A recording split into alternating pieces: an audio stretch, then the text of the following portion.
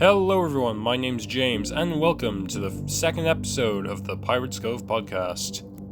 If you read the post that I put up, you'd know that this isn't the original recording of the Cove podcast episode 2, but the original recording got corrupted sometime in the editing process. So this is not just a re-recording, but also a reformatting of that episode, as it was, to be perfectly honest with you, a complete mess, and I said a lot of things in a lot of weird ways that made it hard to understand. So this will be a lot more structured than probably what most episodes are going to be, or maybe I'll follow along in this episode's footsteps, and the Cove podcast will be very structured, you know? But anyways, in this episode, I'm planning on going over 5 theories. Those being 16-bit theory, Fredbear World, Gamer Mike, Golden Freddy is still alive, and Battle of the Davids. Starting with 16-bit theory, 16-bit theory is a derivative of Gibby Horror Homestead's arcade theory, which, if you don't know, is the theory that the retro minigames that we see in the FNAF series are real in-universe games that are being altered by Agony and Remnant. And in Gibby's video on his theory, he separates the arcade games into real and weird, which are real video games being altered, and the weird ones being stuff that's more cutscene adjacent but are technically video games. 16-bit theory suggests that there's a clear distinction in the art styles between real arcade games and just cutscenes. And I first observed this in Pizza Sim, particularly with stuff like the difference between the intro minigame and Security Puppet, and how the intro minigame is being a recreation of Take Cake to the Children is very stylistically similar to those old FNAF 2 and 3 minigames, and also that both Midnight Motorist and Fruity Maze are also stylistically similar to those old minigames, and that Security Puppet and Later That Night are more stylistically similar to stuff like the FNAF 4 minigames and the Sister Location minigames. And seeing how Security Puppet is a lot more similar to a real-life event, like it doesn't have that many game elements. Of course, there is UI on it, but it comes off more like internal systems that an animatronic would have, you know? Watch for Children with Green wristbands, It doesn't, the way, it's not very gamified, you know? Meanwhile, the actual giving cake to children minigame at the start is a lot more of a game than it was in FNAF 2. And that caused me to look back on those old minigames with a new lens, try and see, is this distinction consistent across the franchise? And it sorta is, but it also feels like Scott was coming up with this on the fly, you know? Starting with FNAF 2, we have 4 mini-games: Give Gifts, Give Life, Take Cake to the Children, Foxy Go Go Go, and Save Them. So, we're already on a weird start, because all of these seem to have some game element, you know? Foxy Go Go Go has very clear instructions of what to do, but it's not really a game, you know? It's similar to what I said about Security Puppet, where it feels less like a video game and more like instructions for an animatronic. But then there's stuff like Take Cake to the Children, and that seems to be some sort of game, you know? Handing out, trying to bring your attention to all the children while trying to minimize the amount of angry ones. But then that's kind of kicked in the face by stuff like Save Them, where it is just a literal event that happens in FNAF 2, you know? The puppets guiding Withered Freddy around the location to see all the dead kids from the DCI. So, that doesn't really present good evidence for 16-bit theory. If I get on to FNAF 3, excuse me for skipping Give Gifts, Give Life, I actually have no idea how to interpret that game. Anyways, FNAF 3 has Happiest Day, Mangle's Quest, Chica's Party, BB's Air Adventure, and I believe that's everything? Oh, and Stage 01.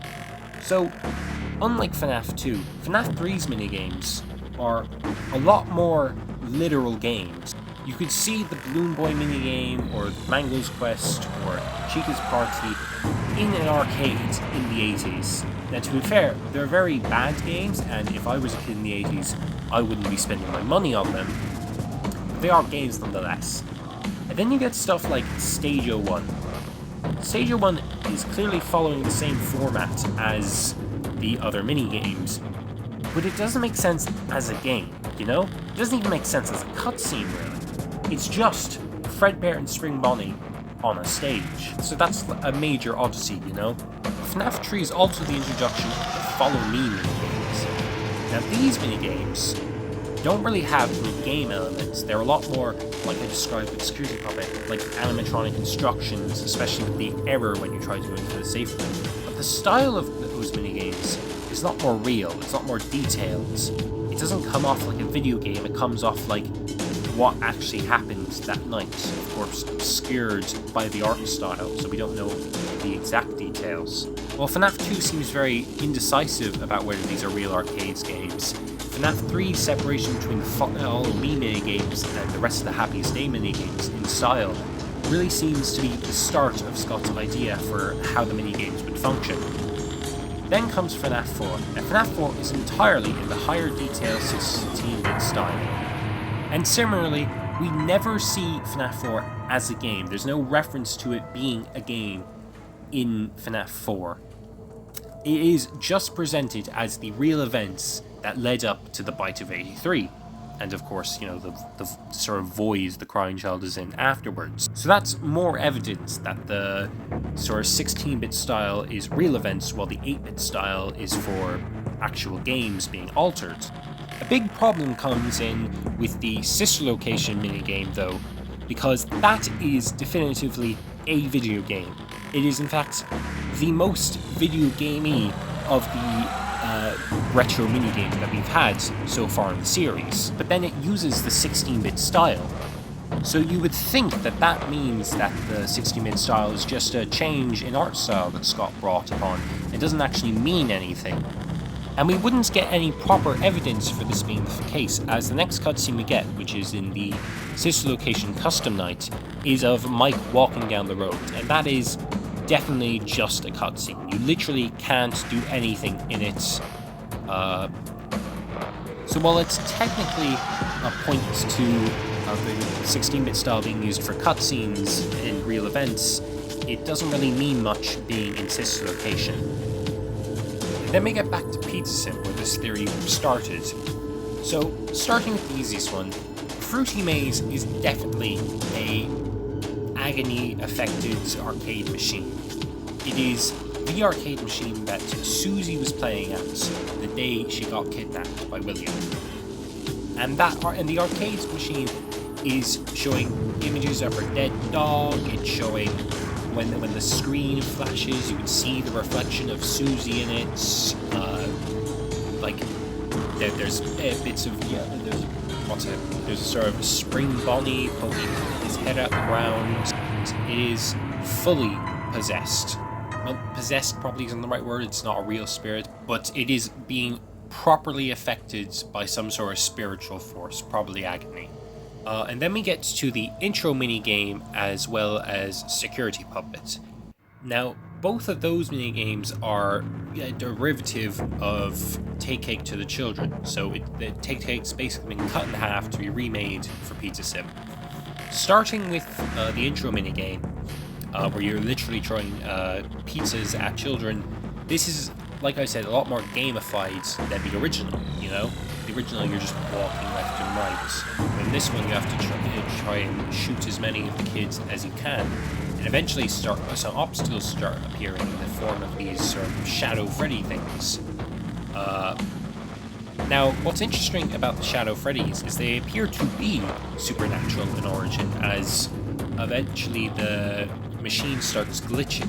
Whatever you're playing the game on starts glitching. A bunch of Shadow Freddys start covering up the screen.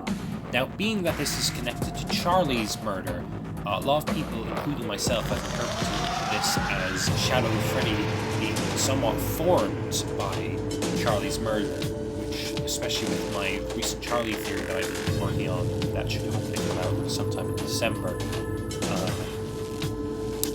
That I do think that's the case. It is probably Shadow Freddy being formed. Hi, it's me, James, from the edit. I also want to point out that since Cake Bear is a bright yellow in Pizza Sim, it's probably much more likely that that's animatronic as seen in Cake Takes to the Children is a Fredbear costume and not a Freddy animatronic. And then we look at the other minigame that's derivative of Take Cake to the Children, which is Security Puppets. And this is a lot more like a real event, you know? It's an animatronic that's been set up to search for a child with a green wristband to protect them. And we just see how that plays out, you know, with Charlie getting locked outside the building, the security puppet following her, finding her body, laying on top of it, and the minigame is noticeably more detailed than Fruity Maze or Midnight Motorist or the intro minigame. Like, it is a point of contention that you can see these posters on the walls in the alleyway. You know, a lot of people, including myself, interpret them as missing posters. Meanwhile, a lot of people still focusing on Charlie 83 are trying to come up for other things that they are.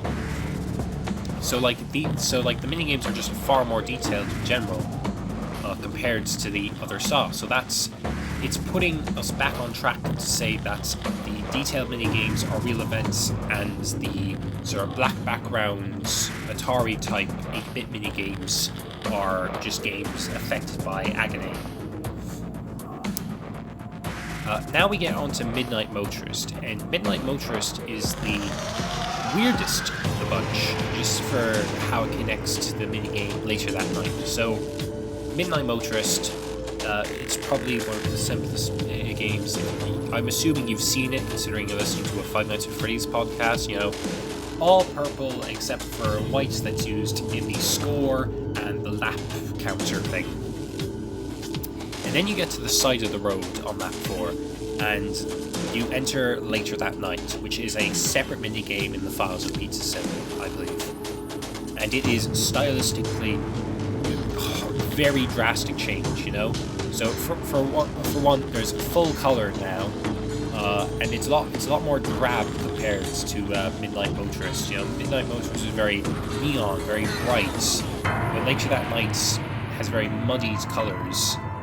And not only that, but the car sprites, well, they are similar to the ones seen in Midnight Motorist. It is very noticeably different, you know, but it's got more detail. And coming up to Juniors, which is probably the best place to describe the difference in style, we see that other cars are now different colors, while R1 remains purple, which wasn't the case in Midnight Motorist, where all the cars were just different shades of purple. And then we get to the Orange Man.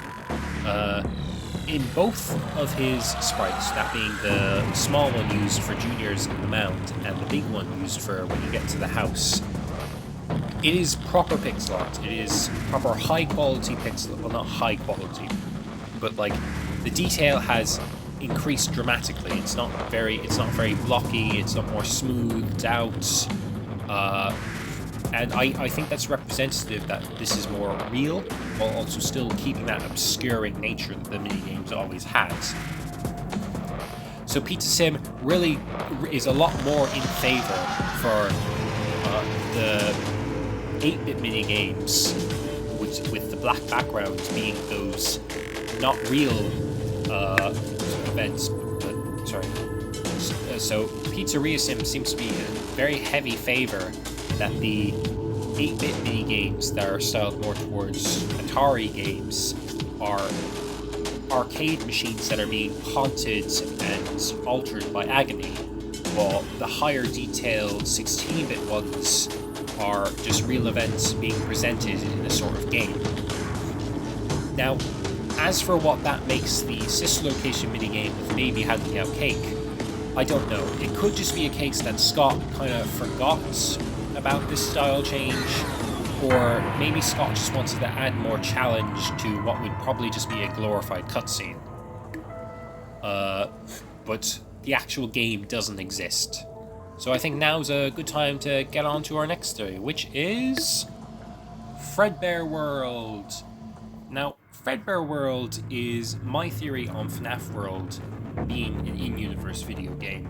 Now, some people have had issues with FNAF World being a literal game, particularly due to some of the more meta stuff as seen in Update 2, but I was re-watching the Scott Kaufman interview, the first one recently. I noticed something very interesting how he talked about FNAF World. He said he should have made it a sort of troll game, like how he did with Foxy Fighters or something. Now, some of you may know that Foxy Fighters is a mini-game in FNAF World Update 2.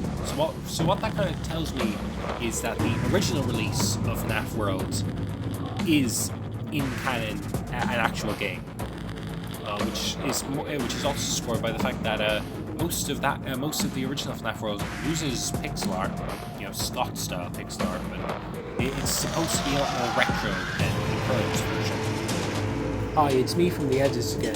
I worded this a bit weirdly, but what I was trying to say was that I don't think that Update 2 in any capacity is canon to the FNAF timeline. Now, for as the meta stuff where Scott is literally in FNAF World, I believe it was his Reddit post in regards to FNAF Help Wanted coming out that he is not literally in universe, like he says.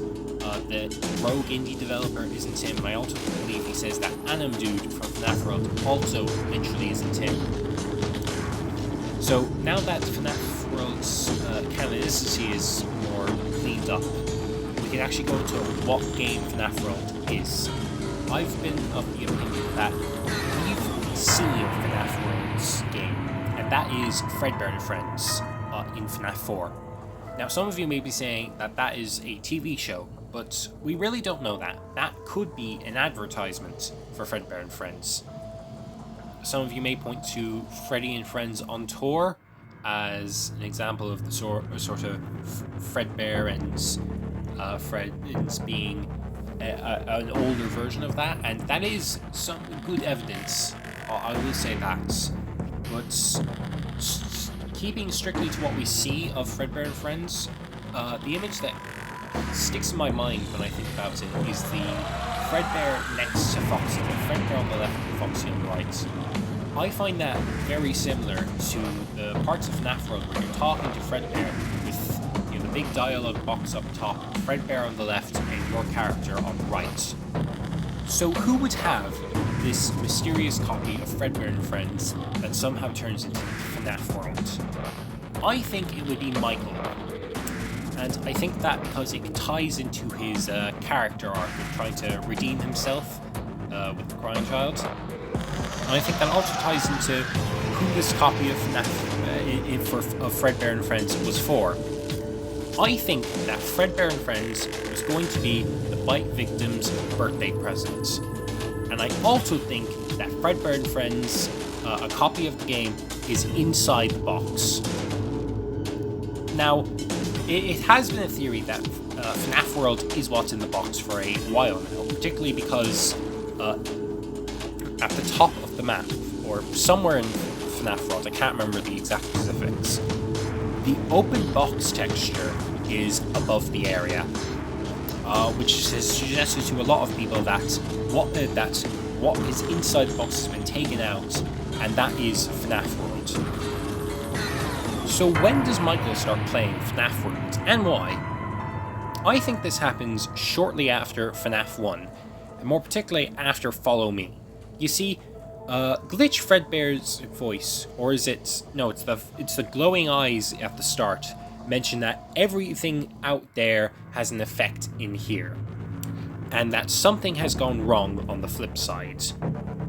And I think it is I don't know how common of an interpretation this is, but I interpret that as being Follow Me and the animatronics being dismantled.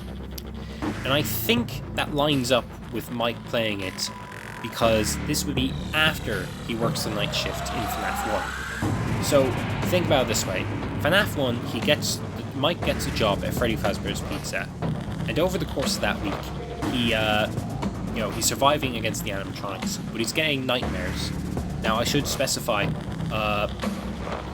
I think it's best if we look at this from a FNAF 1 to 4 timeline first, before we get into FNAF 1 to UCN. So, the nightmares are purely nightmares in this one. Anyways, Mike's getting nightmares reminiscent of his work. And one night, I assume night 5, he sees Golden Freddy try and attack him, but of course he survives because he's having and he has a nightmare where Nightmare Fredbear comes after him. Now, it could also be a spirit going into his dreams. I think that is also as likely as him just dreaming about it.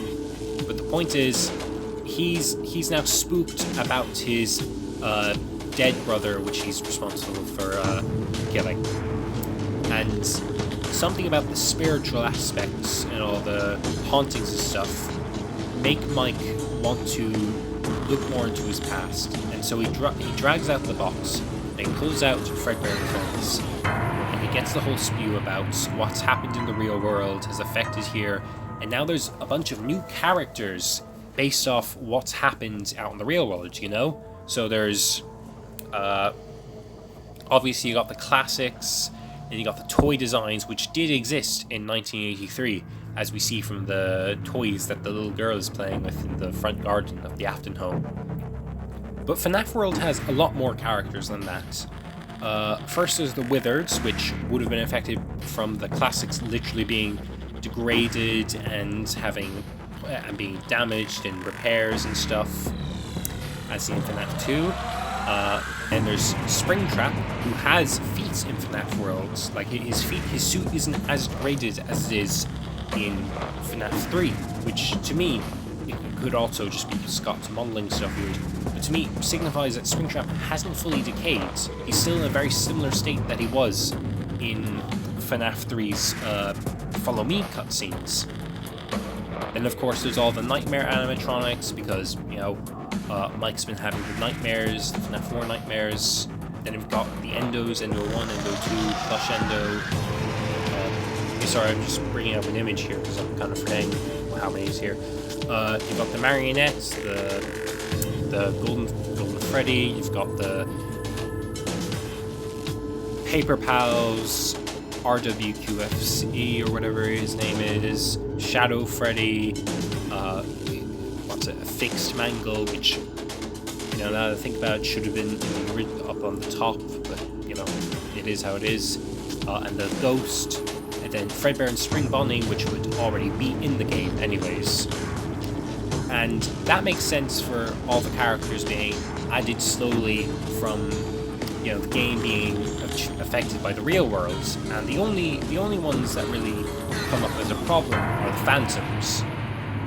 Now, the Phantoms really only make sense as happening after FNAF 3, but as I've established with Springtrap being sort of fixed, it doesn't really make sense, as well as, you know, Happiest Day not happening and it being set up in FNAF World. It doesn't make sense for the Phantoms to have happened already. So what this could be used for is evidence that the Phantoms are literally the spirits of the children projecting themselves differently, which now that I'm actually looking at it, so we have Phantom Freddy, Phantom Chica, Phantom Balloon Boy, Phantom Foxy, and Phantom Mangle. That's 5, and then there's the Phantom Puppet, which, as we see in FNAF 3, the actual puppet is still intact, like it's not destroyed or anything. So that means we have 5 Phantoms, which could coincide with the 5 missing children. So that's how I explain FNAF World's roster being so drastically huge compared to what it would be if it was still Fredbear and Friends, which would probably just be, Freddy, the toys, Balloon Boy and JJ, and Fredbear and Spring Bonnie. Anyways, Michael plays through FNAF World, and more specifically, he gets the clock ending because there's some sort of Easter egg in, I can't remember what one of the teasers was, a FNAF World Update 2 teaser, where if you download the image and go into the sort of code that makes up the image, there's a message hidden there that says that you put the pieces together.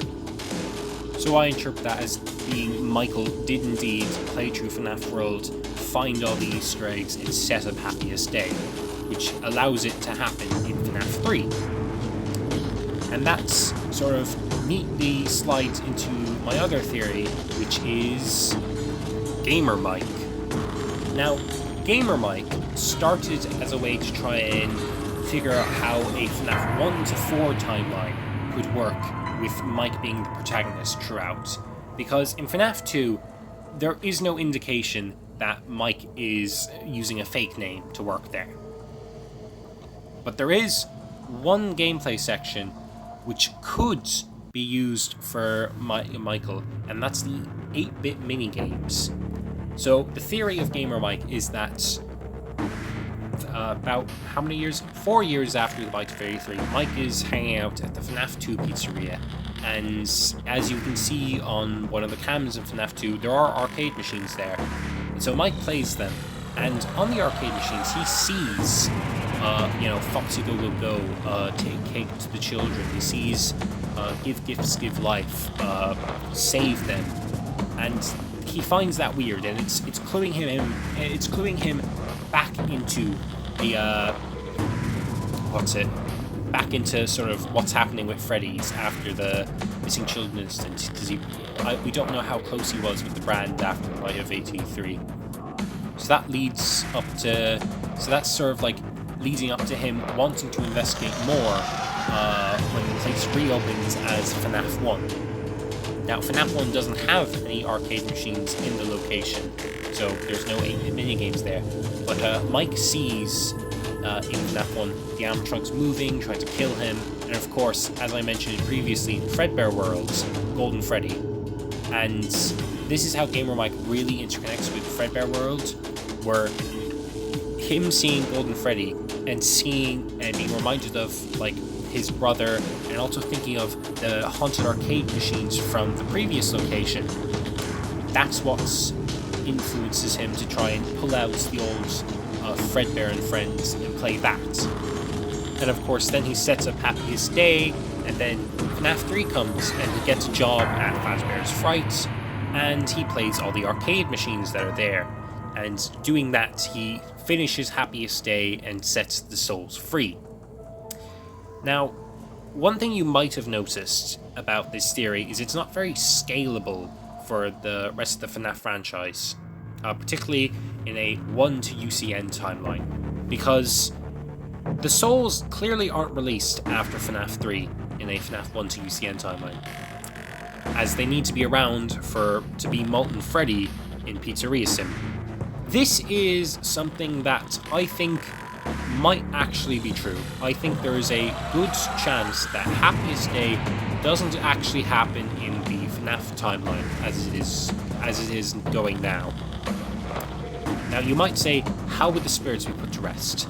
The fire. They're put to rest in the fourth closet by the fire. So who's to say it's not the same with Pizza Sim? But if they're not put to rest, I think that would be great evidence for what the blob is. You know, if Happiest Day doesn't happen because Mike can't do it in FNAF 3, maybe he doesn't get hired for FNAF 3. Maybe the story of what we found, it isn't there to say what actually happened in FNAF 3. What if that's saying, if Mike isn't the guard in FNAF 3, Hudson is who would take his place. So in a FNAF 1 to UCN timeline, Mike causes the Bite of 83, he then in FNAF 2, he plays the arcade or minigames, and then instead of him going to the FNAF 1 location of his own volition, William sends him, to scope out the location. Or actually, with the week before having a Dave as a technician working at Freddy's, it could be possible that Michael went there of his own volition, and he changed his name to not attract the attention of his dad. But anyways, Michael has this evidence now. The spirits are reaching out to him in FNAF 1 with Golden Freddy. He plays FNAF Worlds, and he's now confronting William about it. And this is how Mike's comments about relating to Clara from The Immortal and the rest of this, like he writes about that in the security logbook. That's how that relates to him and William. So he's accusing William of saying stuff like that William had a hand in the murders, and William keeps denying it. But eventually, William says something slips up, and I guess to try and turn it in his favor, he turns Mike's attention to Elizabeth, who has been possessing Circus Baby and is currently trapped in Circus Baby's entertainment and rentals. Now William, as of FNAF 2, is no longer a Fazbear employee, and probably isn't an employee at Circus Baby's either. So he basically has leverage over Michael to get Michael to put Baby back together, which at the moment I believe is Shatter Elizabeth. So I'll probably do a podcast episode of that next week, just a big Elizabeth video. But anyways, Michael goes down there, and being scooped and all that, he now has full, having all the missing children's memories in his head. He now, well, probably not all of them, but he has a whole metal endoskeleton full of the missing children inside him. He's probably gonna see some of their memories. He now has full information that William definitely was the murderer, and he's now out to hunt William, which would lead into FNAF 3. But the thing is, right, if Happiest Day isn't gonna happen in FNAF 3, the question is, why? And that might be because Mike doesn't get a job there. He's a corpse. He is living in shadows, as he describes himself. So maybe that's where Hudson comes in. He gets the job, and he probably not as described in Fazbear's Fright, because Hudson in Fazbear's Fright scrambles around the building while Springtrap's hung up against the wall, and then climbs to an oven and kills himself. So it's probably plays out more like the actual FNAF 3. And then that connects to Pizza Sim, because the bad ending of FNAF 3, the one where you don't do Happiest Day, the left eye of the animatronics is lit up, and then Molten Freddy has his left eye lit up in a very similar manner. So then all of this, so then Pizzeria Simulator happens, and so all the spirits get freed except Golden Freddy, because Golden Freddy he's not inside the FNAF 6 fire, and if he is, then it didn't affect him, because at the end of UCN, we have a cutscene where you literally see Golden Freddy twitching, and the embers, and you can hear in the background the embers of the fire fading out. So Golden Freddy probably survived that, and that's probably how he's able to do UCN. One of the spirits, I'm still leaning towards Cassidy. I know a lot of people are now looking at Crying Child as the one you shouldn't have killed. I still have my problems with that theory, but we'll see how it develops. And UCN happens, and Happiest Day just doesn't happen, and both Golden Freddy spirits are in there, probably. Which is which I've already gone through a little bit, leads us on to our next theory: Golden Freddy still being alive. Now, there's a couple things that, to me, suggest that he is in some way alive. Obviously, there's the UCN cutscene that I just mentioned in my Gamer Mike section, where we hear the embers of the FNAF 6 fire dying out while Golden Freddy is still around and twitching. And then in UCN, right, the proper end of it is, for many people, the proper end is being at Old Man Consequence's Lake and going to the Red Lake. But what's interesting is in Cursed Fredbear, Fredbear himself is clearly related to Golden Freddy, more particularly Fredbear. The name similarities, the constant allusions to Fredbear being Crying Child, not literally, but like metaphorically. And in Fredbear, there's a cutscene in the main lobby where he rises out from the lake, and that said lake is a blood red. So that could also be another indication that Golden Freddy is coming back to the games. Another, I guess it'd be weaker evidence, but it's still evidence nonetheless, is in the Instapit game during the fetch minigame. Assuming that this is the Andrew-possessed fetch, Golden Freddy is still around and even has the white dot possessed eyes in that fetch minigame. So that obviously happens after UCN, and thus Golden Freddy is still around. So where am I going with this? Like, how does this affect the lore? Golden Freddy still being around affects the lore because Cassidy and Crying Child have very clear connections to Gregory and Cassie. And also, Gregory, Crying Child have connections to David Murray. And in the next FNAF game, which is presumably going to be set in the basement of the Pizzaplex, which is also a lot of people have pointed out is probably, the Pizzaplex is probably built on top of Murray's Costume Manor, making that Pizzaplex basement also be the Murray's Costume Manor basement, meaning that David Murray, the ghost, the white tiger ghost of David Murray, is going to be in the basement. So is Gregory, because I'm of the opinion that the Mimic overtook Gregory's intercom and dropped the elevator, so the actual Gregory is probably going in for a rescue mission. And then we have Cassie, who has very clear connections to Cassidy, particularly in the Glamrock Bonnie room in FNAF Ruin, where Glamrock Bonnie is sitting dead on the floor with four wet floor bots surrounding him. And in the files, those wet floor bots, I believe, are called spirits. So that brings up the imagery of Follow Me, particularly after Afton's been spring-locked, which makes it very interesting that Cassie comes into the room and